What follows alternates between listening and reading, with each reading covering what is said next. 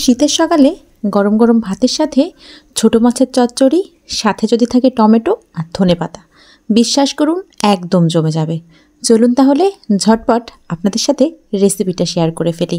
এখানে রান্না করার জন্য আমি নিয়েছি কাঁচামরিচ, টমেটো, পেঁয়াজ কুচি, আলু কুচি, ধনেপাতা কুচি, আর আপনারা অনেকেই মায়া মাছ বলেন, আমরা খুলনার এদিকে চেলা মাছ বলি বা মায়া মাছ বলি বা কাচকি মাছ, যেটা আপনাদের পছন্দ বলতে পারুন, কোনো সমস্যা নাই। তো কাছ থেকে একটু দেখিয়ে দিলাম, দেখুন কালারগুলো কি দারুণ এসেছে। শীতের সবজি এত মজা লাগে, বিশ্বাস করুন গরমকালে কিন্তু এতটা মজা লাগে না যতটা শীতের সবজিতে মজা লাগে। তো চলুন, আমি এখানে পরিমাপগুলো বলে দিয়েছি, আপনারা আপনাদের পছন্দ মতো যে যেমন ঝাল খেতে পছন্দ করেন সেভাবেই ঝাল নেবেন, সেভাবেই মশলাগুলো দিবেন। খুব বেশি এখানে মশলার প্রয়োজনই নাই, জাস্ট পেঁয়াজ, কাঁচামরিচ, টমেটো, ধনেপাতা, আলু, ব্যাস, তেমন কিছুই না।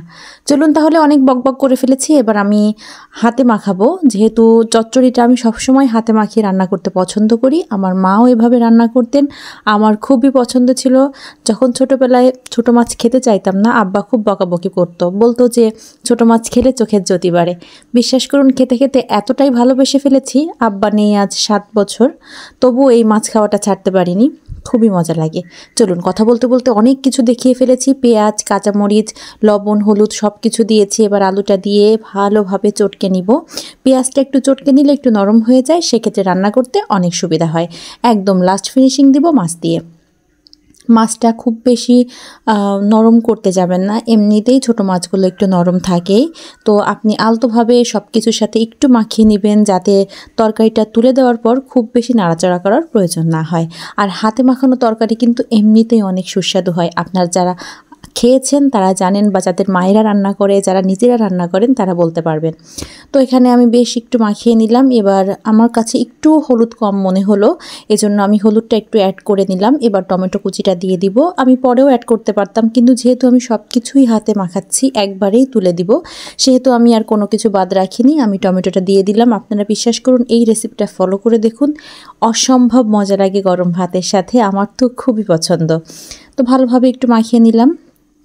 এবার শেষ, এবার লাস্ট ফিনিশিং দিব পানি দিয়ে।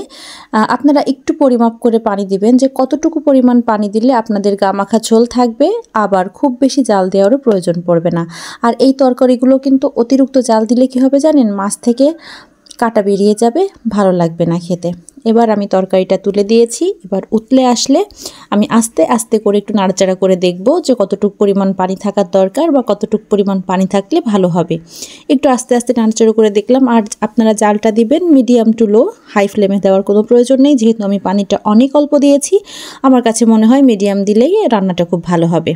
তো দেখতেই পাচ্ছেন হয়ে যাচ্ছে। কথা বলতে বলতে অনেক বকবক করে ফেলেছি।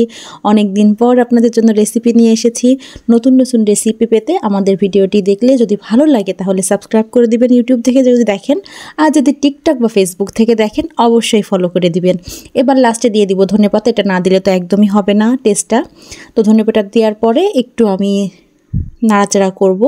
তারপর যখন একটু পাতাটা নরম হয়ে যাবে, তারপর আমি আস্তে করে নামিয়ে নেব। চলুন তাহলে শেষ, এবার গরম গরম ভাতের সাথে খেতে বসবো। আজকের মতো এখানেই শেষ করছি, টাটা।